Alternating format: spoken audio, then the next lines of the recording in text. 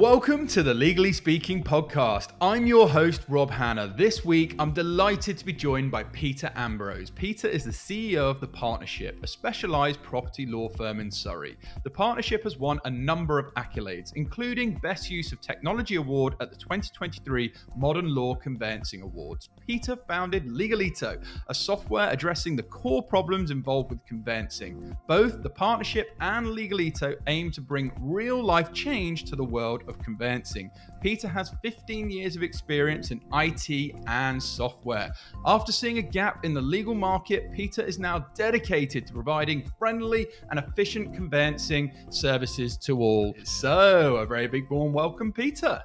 Hi, Rob. Great to be here. Wow, it's an absolute pleasure to have you. And before we dive into all your amazing experiences to date, we do have a customary icebreaker question here on the Legally Speaking podcast, which is, on a scale of 1 to 10, 10 being very real, what would you rate the hit TV series Suits in terms of its reality of the law if you've seen it? I have seen a few episodes. In the reality of our law, it's probably a 1. Fair enough. And with a very sort of confident 1, we'll move straight on to talk all about you. So to begin with, Peter, would you mind telling our listeners a little bit about your background and career journey? Sure, absolutely. My background was in technology. I'm one of the few people you'll ever come across that actually left the technology sector. Spent about 15 years in it. It's great. It's exciting. I lived in the States, lived in the Netherlands, did all that bit. It gets a bit tiring after a bit, and I decided, you know what, I'll do something much easier. So I thought I'll set up a law firm. So turns out it's really quite tricky. Who'd have thought it? So that was about 15 years ago, started doing that. I started off doing home information packs. We saw that there was something that needed to be done. No one wanted them, but we knew that this was a process that needed to be sorted. I saw it as legal with good technology. So we set up doing that, did well at that, providing good products, providing good services. Wasn't something that we wanted to stay in, only because I didn't see a lot of scope for development in that area. Always liked the idea of setting up a law firm because of that. And then about a couple of years later, set up one of the first ABSs. So and we wanted to focus specifically on one thing. So we figured, why not do property? Well, I love the famous quote that one of my mentors said to me. He said, I don't fear the man who's a Bruce Lee quote. I don't fear the man who's practiced 10,000 kicks. I fear the man who's practiced one kick 10,000 times. And then another person inch wide, mile deep. So I really relate to what you're saying in terms of that sort of specialization.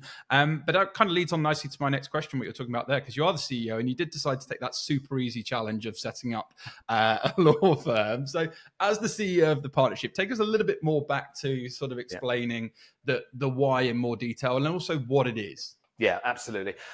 When I looked at the way that law was practiced in this country, I realized that we need to take advice from the Americans. And it's funny you say Suits. Having lived in the States, I figured I had this theory that anything that was over in the States would at some point come over here.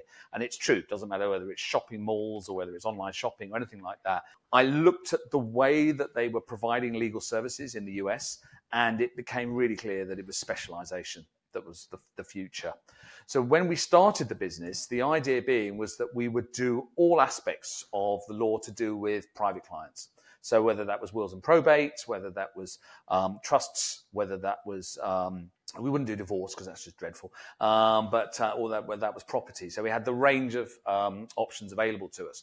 That was sort of breaking the rule a little bit because I wanted to specialize. But what I did know was the only way you could deliver really good service is to use technology. I was convinced by it then, I'm convinced by it now, and I have not met anyone that's been able to convince me otherwise, even though you get a lot of people online that try to say that what you really need is really good lawyers. I say you need really good lawyers with really good technology. And that was the goal. So we did what we shouldn't do, and we built our own system. And having sold software for many, many years, we would always say to people, look, you're lawyers, not software developers. But because we had some experience in software development, we figured, look, you know what? Let's just do that. And that really has been the big difference. I knew that if I could get really good data to my lawyers quickly and efficiently and transparently, they could give better service. And we've done that from day one. So from day one, we've been paperless. From day one, we've always communicated directly with our clients and with agents. And then we were only about 4 or 5 years in when we decided that we were no longer going to use email with our clients. So we only use electronic portals. Everything that we do on our systems is built by ourselves, and it enables us to keep control of what's going on. And that really has been it's a key part of the success, as well as hiring good people, experienced lawyers to run it, but having really, really good technology that really solves the real problems. That's been the difference, and that's really where we are today. Yeah, and you won't get me fighting you against technology. I'm a huge advocate of technology, and it doesn't need to be overly complicated as well, with certain pieces of technology. I love you talked about moving away from email. I mean, look, the reality is most workplaces now probably are operating off of Slack or something similar, or, most of my communications, even on WhatsApp desktop, conversations that you're having and whatever it may be, you can get as advanced, as sophisticated as you like with these things, but just taking sort of gradual steps and embracing technology is something I'm absolutely on board with. I want to talk about your approach, because the partnership has a unique approach to availability and accountability. So what approach do you basically take to reduce the stress, which I've been through many a times, associated with buying a property? Well, the first thing we say is, if any lawyer says that they're going to take away the stress from moving house, they're not being totally truthful, because the fact of the matter is, it's an absolute nightmare. I still speak to a lot of clients, do a lot of quoting online, quoting to people on the phone. And the first thing I say to them is, how are you finding it so far? And they say, oh, it's really difficult. I'm like, you haven't even got started yet. You wait till it gets started. That's when the pain really begins. What we say is really clear. We cannot take away the stress of it, because the stress is by uncontrollable events, external events. People were relying on third parties to give you information and so forth. However, what we have said, our approach is, we must make all data available to clients, lawyers, agents, mortgage brokers. If you're involved in this deal, you know what's going on. And this is where a lot of people struggle, and where a lot of the stress comes from, a lot of the delays come from, because lawyers are either spending ages trying to find this information, usually in paper files, or the clients are calling up because they don't know what's going on. My philosophy was, and my approach was, I need to stop the phones ringing. One of the most common, I had a new lawyer start with me last week, came from a big firm. I said, what's the difference between this place and previously? She said, well, firstly, obviously the people are lovely. But secondly, the big difference was the phones didn't ring. And that's really difficult to achieve, but that's what I wanted to do. I wanted to stop the phones ringing. And the way you do that is you have information available to you that you push out to people. So, for example, one idea that we had, that we've always done, is we do a case review every week. There is this philosophy with property that you should touch every file. Okay, people don't do that. Okay, but I make my guys do it. So every Monday, we review every single file, and we give an update both to the agent, to the mortgage broker, and to the client every single week. Okay, most firms won't do that because it's a bit of a pain, and you need the infrastructure to be able to do it. Because if you're running about 50 files, being able to do that is quite time consuming. But if you've got the information available to you in a single screen to say, this is what I've done, this is what I last did, and you do it manually, so you can't automate this stuff, but it forces you to review everything that's going on, and you push information out to a client. When some event happens, not every event, and that's the skill, okay, and that is where our expertise comes in, because what you find is people say, they think, if you don't do this work, that you want to be told of everything that happens all the time. You don't. Because then you get what I call signal blindness, okay? Which is, I'll ignore these notifications because I've got too many of it. It's like having too many red dots on a checklist. But if you know when you need to notify people, and not when someone adds a note to a file, you don't need to notify the client, because all you're going to do is generate a phone call, right? But if you're smart enough to know when people need to be updated, and you push that information out to them, you're going to stop that phone call. Because with a phone call, every time the phone rings, I always say this to people, you don't know who's on the other end of it, and you don't know what they're going to ask. But what you do know is it's going to interrupt what you're doing at that time. And this is when we talk about, people talk about work-life balance and stress and so forth. What they don't realize, because they haven't really had the good enough technology, is that with the right technology, you can significantly reduce stress, because you're giving people more control. And I get really annoyed when people say, work-life balance, all you got to do is work 4 days from home, or, work whenever you like. What we found during the pandemic, when people were working from home, they got far more stressed and they worked far longer hours. So I'm just not buying that. I know that's politically probably not appropriate to say, but because a lawyer, if you say to a lawyer, you take a few days off, that's probably the worst thing they want, because when they come back, they're coming into worse, and people know that. And people say, I'm too scared to take holiday.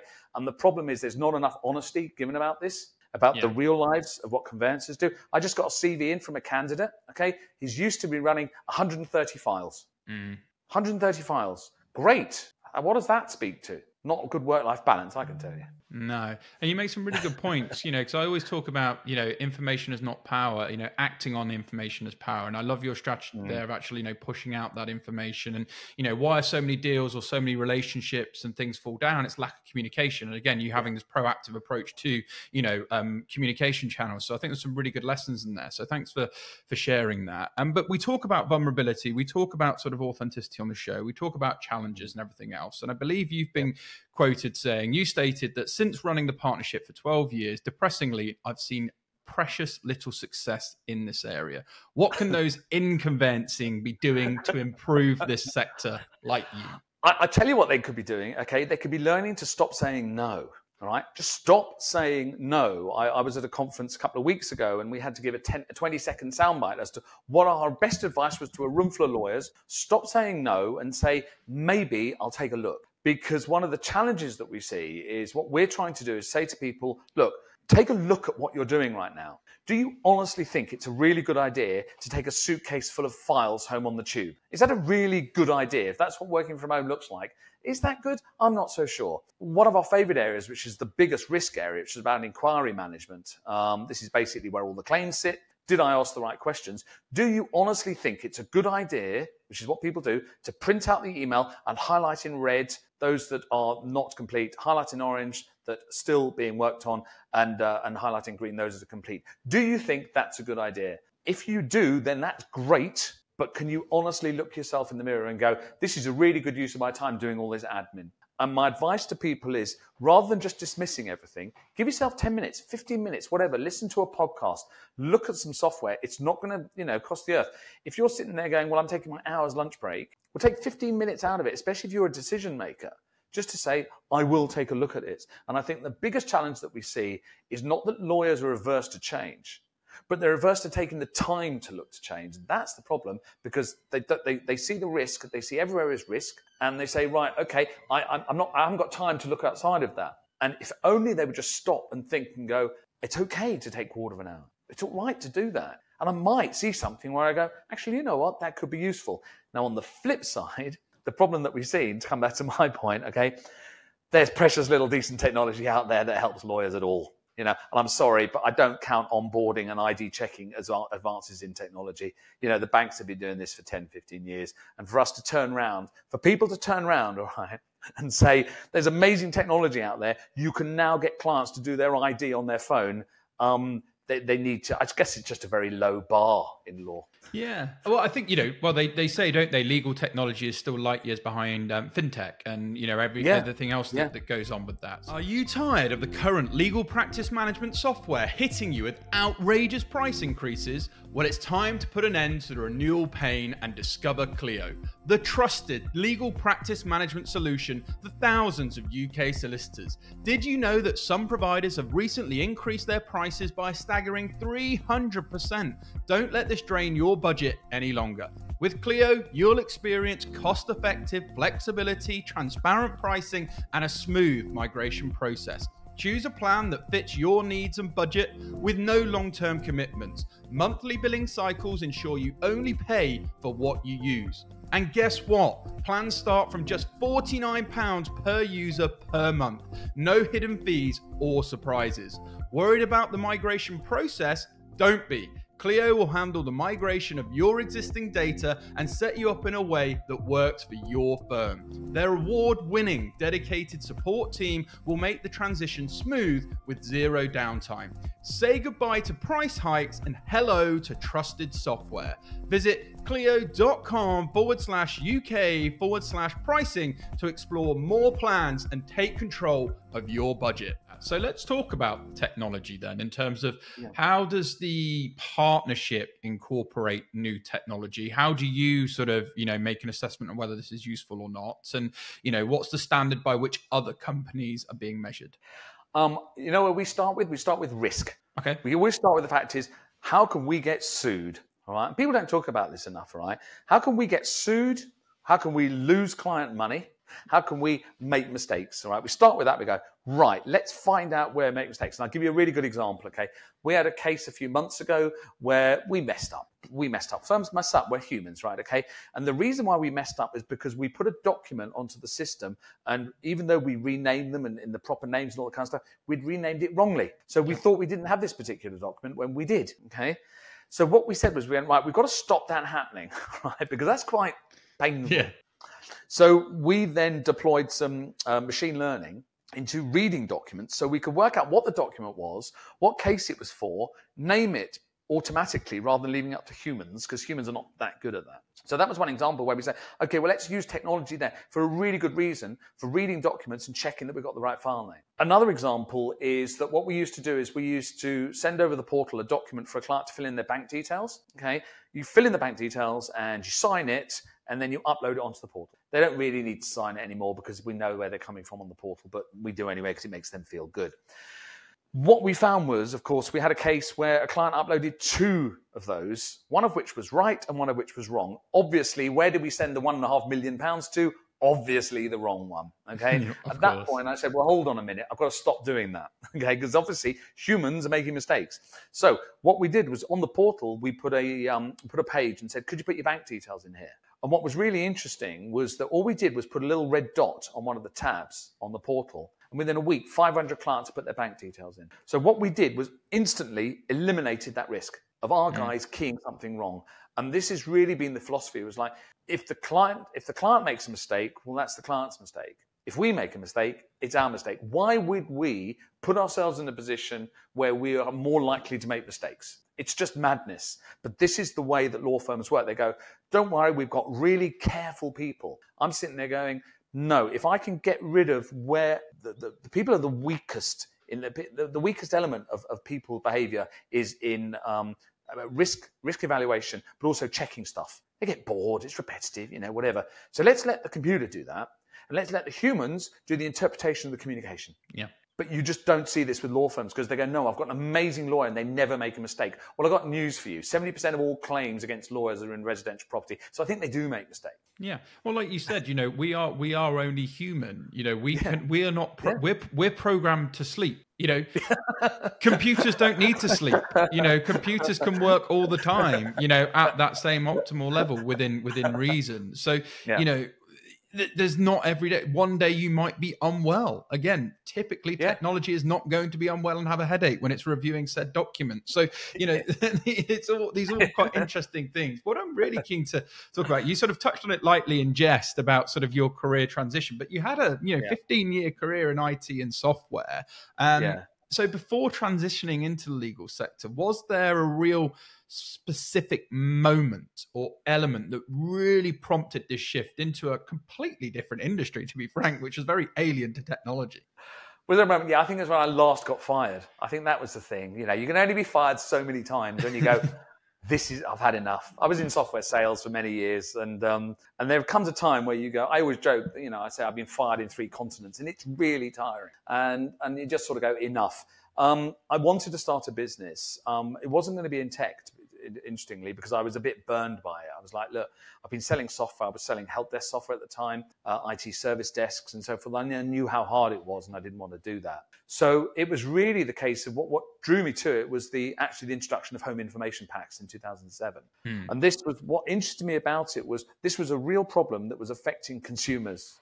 Immediately, they couldn't put their house on the market without it. So here was something that was worthwhile doing. The rights or wrongs of it are a bit irrelevant. They needed to do it, okay?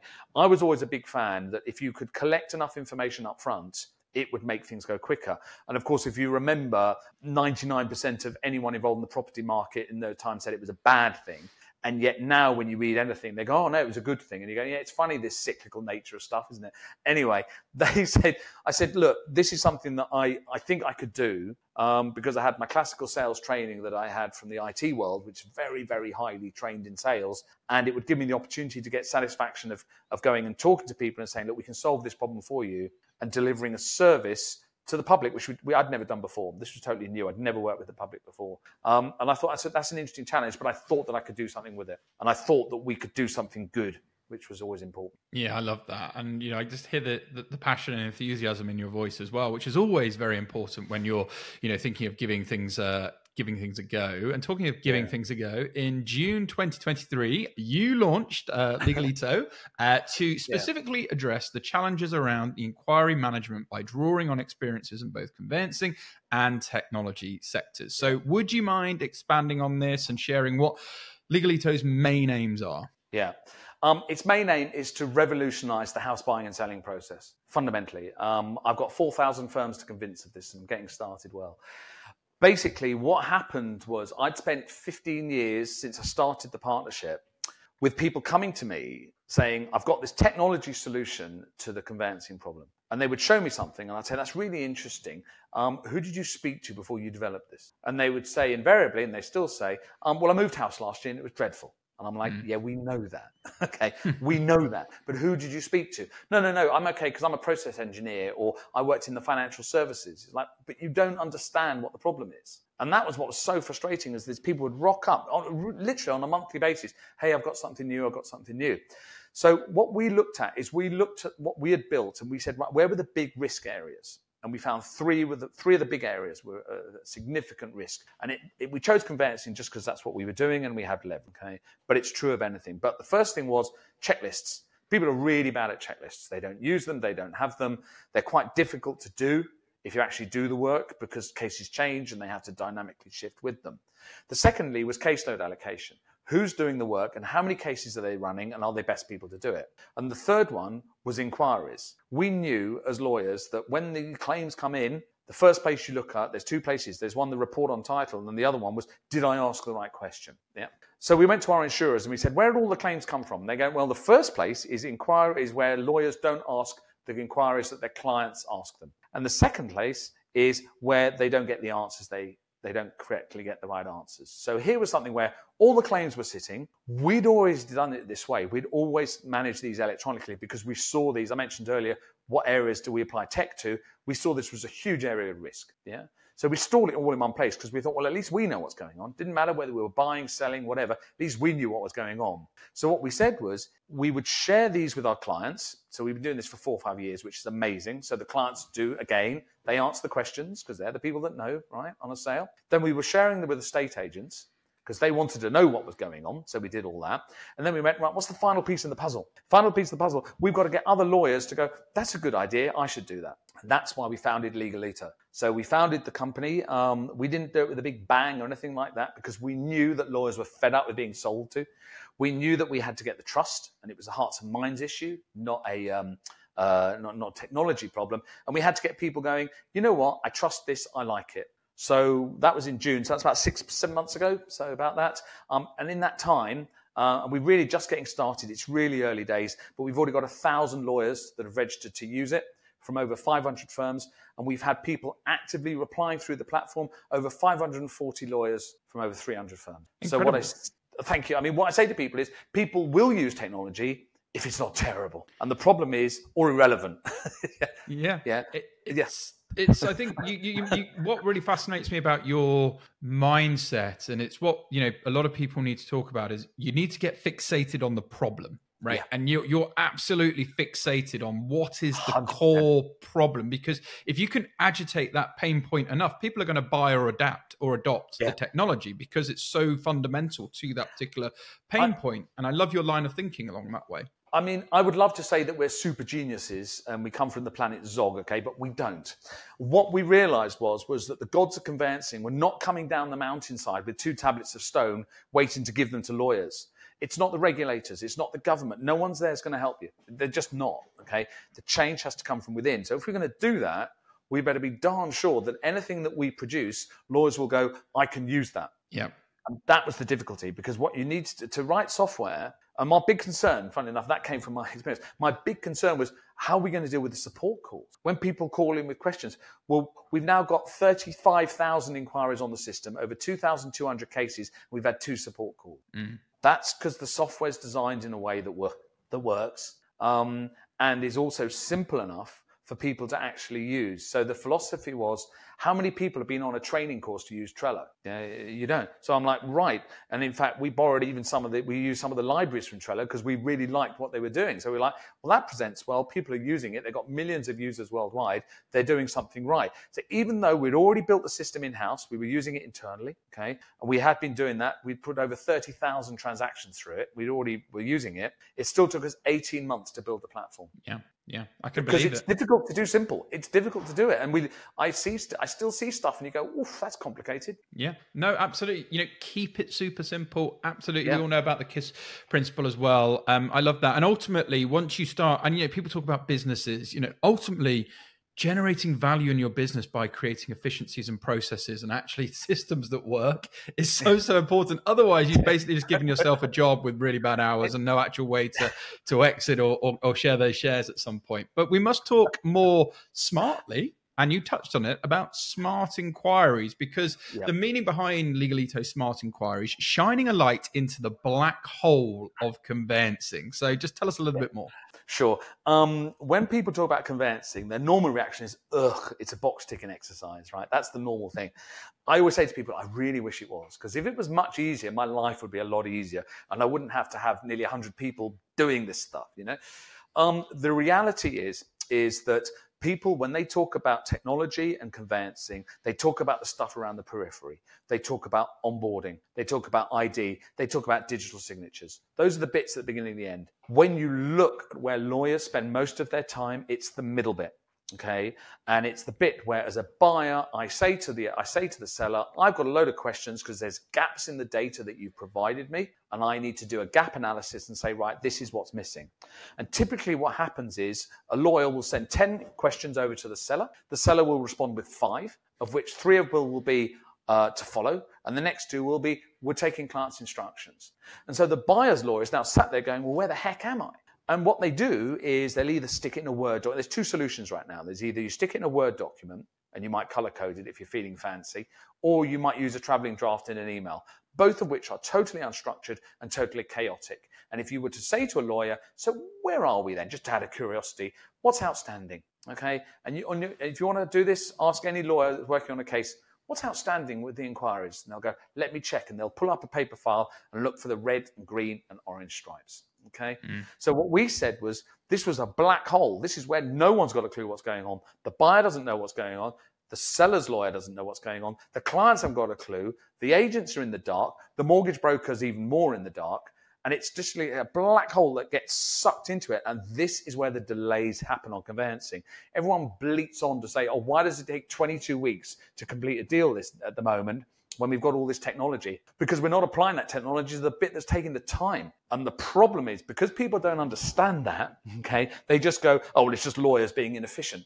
And it's like, well, they are, but is anyone going to do anything about it? So that's where we said, right, that's what we're going to fix. What we're going to do for lawyers is we're going to say to you, look, think in a structured way. Store it in a structured way. You're lawyers, for goodness sake. You always think this way anyway. The problem is you've got no way to capture it. So what we'll do is we'll give you the tools, and we'll make it so it integrates with your case management system. We'll make it so it's a single sign-on, so you haven't got to set up an account, because we know that portal fatigue is a real problem. Okay. And we'll have it that you haven't got to install any software, and it will work anywhere. You can share documents, you can share questions, you can publish it, you can import it, you can suck the data out. We're not precious about it. But the point is, we're all looking at the same place. That's the only way you can fix this, because if people are looking at different information, they're never going to work out where they are, which is why we call it the black hole. And that's why we talk about the guesswork involved in conveyancing. It's sitting there going, well, we think we've answered all the questions, but you know what? Honestly, can I say hand on heart? No, I can't. No. And again, I love how you sort of go into details and give some really, basic examples so people can really understand this. Are you a mid-sized law firm looking to thrive in 2024 and beyond? Look no further. Clio has just released their highly anticipated 2024 Legal Trends Report for mid-sized law firms. This comprehensive report is packed with actionable insights that will empower your firm to stay competitive in the ever-changing legal landscape. Discover how to enhance your billing and collections, harness the power of AI tools, and leverage cloud-based technology for success. Download the 2024 Legal Trends Report for mid-sized law firms today. Visit clio.com/UK/resources to learn more. What do you hope for Legalito users to achieve from using the platform, and what are the benefits ultimately of using it? What do I hope? I hope they have massively reduced risk. That's our number one thing. It's massive risk reduction. People need to talk about risk. The problem with risk is humans are very bad at evaluating it. And what we need to do is, if we take steps to go, right, I'm going to check that all the answers I've got to those questions, and I structure them, that I've got the appropriate answers to it, and I can see that, that's going to reduce my risk. Good news, one of the unintended consequences of this, it'll make your deals quicker because you're spending less time checking whether things are right, what's wrong. So you've got quicker deals that are less risky. And what our goal is with Legalito is we want to have a platform where people can say, I trust the information, it's come from the other side, it's audited, I've got a historic, I can take it out of it. And what I can do is I can reduce the sheer pain and irritation that is the administrative side of conveyancing. Now, we're only starting with conveyancing because it's true for all aspects of law. Doesn't matter whether it's secured lending, doesn't matter whether it's commercial property, it doesn't matter. What it is, any situation where you're asking a question of another lawyer, where they're replying with evidence and documents, you've got this same problem. So what we're saying to lawyers is you need to stop the way you're doing it at the moment because it's haphazard and it's risky. And the aim of the platform is to get lawyers to say, I trust it because it's here, I can share it.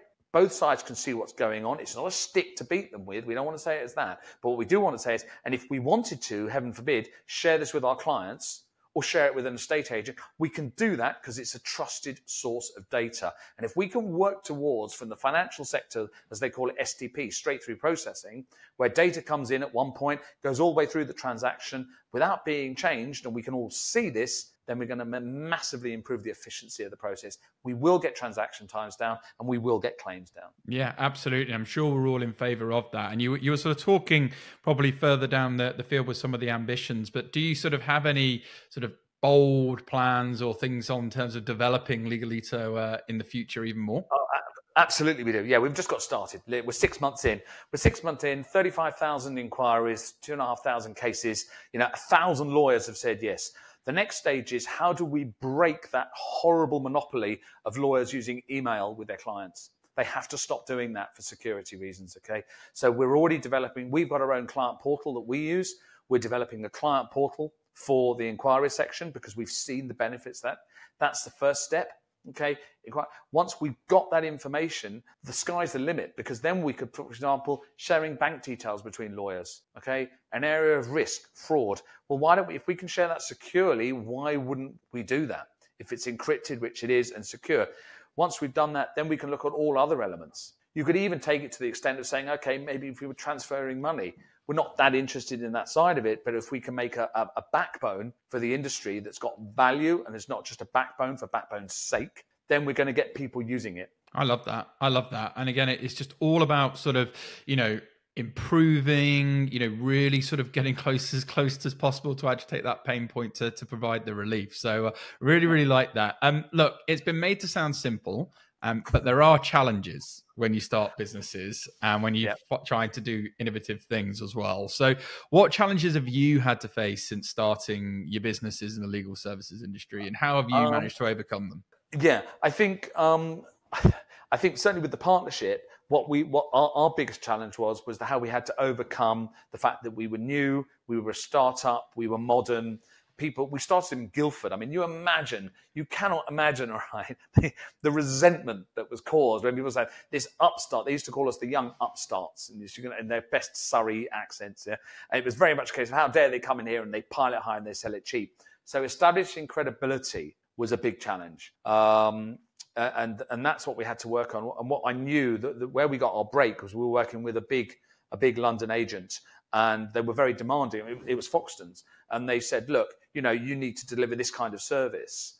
And so we knew that if we delivered that service, that we could get credibility. And they were open-minded enough to say, okay, fine. So we were sort of stumbling around a little bit, I must say, for the first 18 months, going, who should we sell to? And I wasn't sure, because in the HIP business, we were saying to, working with huge country piles around the country. We were working with the likes of Strutt and Parker and with Savills. But we couldn't do that because that wasn't the right market for us. Okay, that was the traditional local solicitor, and we didn't want to compete there anyway.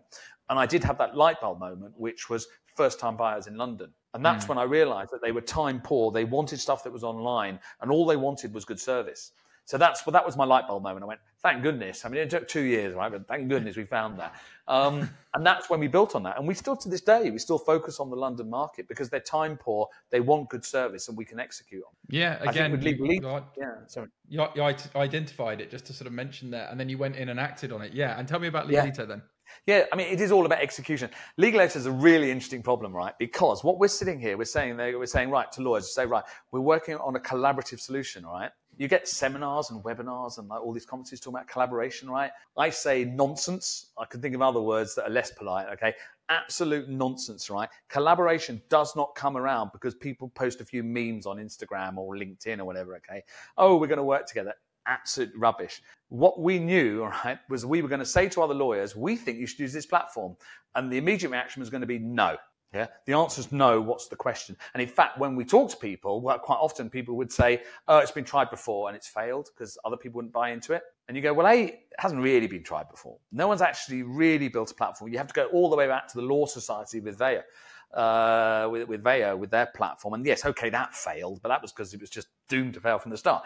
But no one's really tried it. So we were sitting there going, how on earth are we going to get other lawyers to overcome that? And it was a huge challenge, and it is today. Okay, so what we had to do was that we had to select a number of advocates. So I picked six firms in my first cohort. I said, right, I want you to go and talk to people and believe in it and make sure they use it. Well, of those, 4 of them did nothing, right? It was great and they liked it, but they were too busy.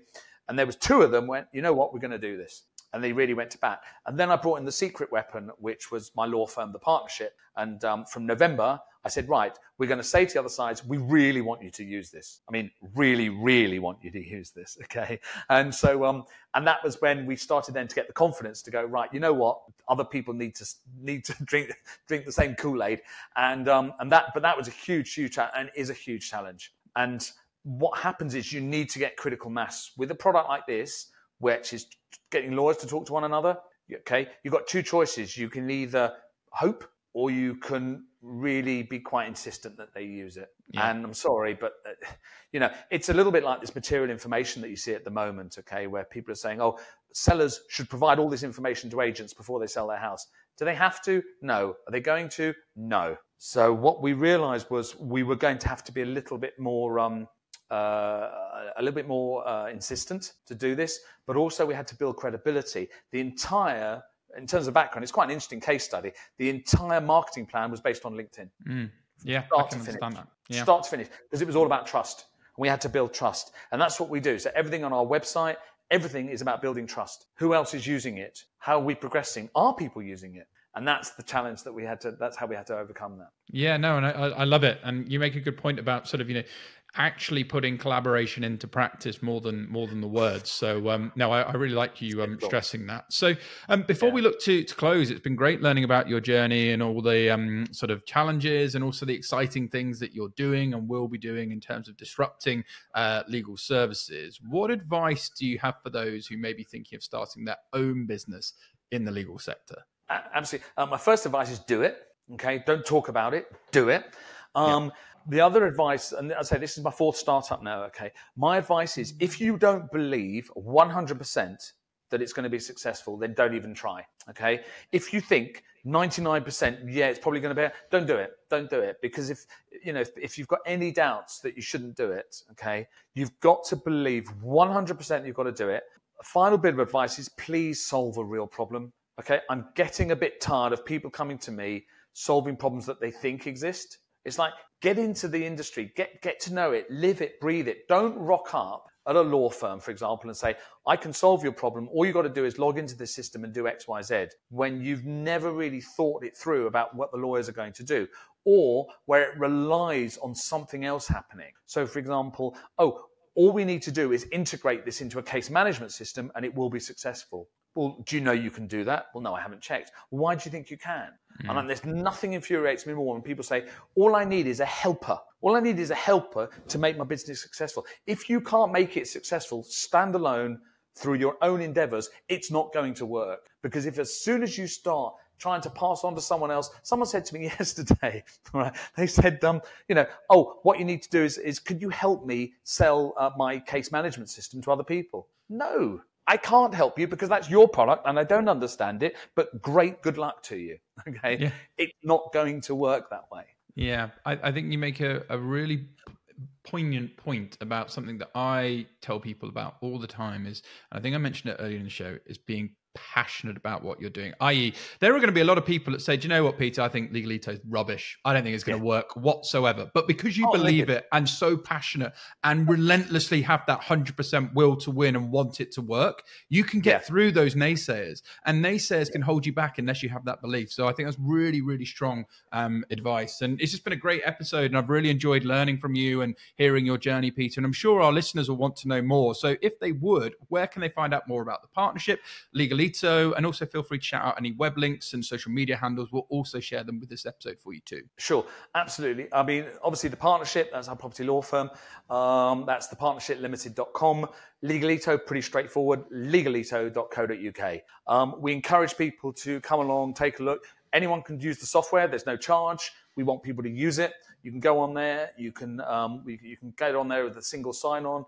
I just had someone, a law firm in Norwich, 10 people just registered and logged on within a minute. And it's literally, you click on the button and try it. So it's legalito.co.uk.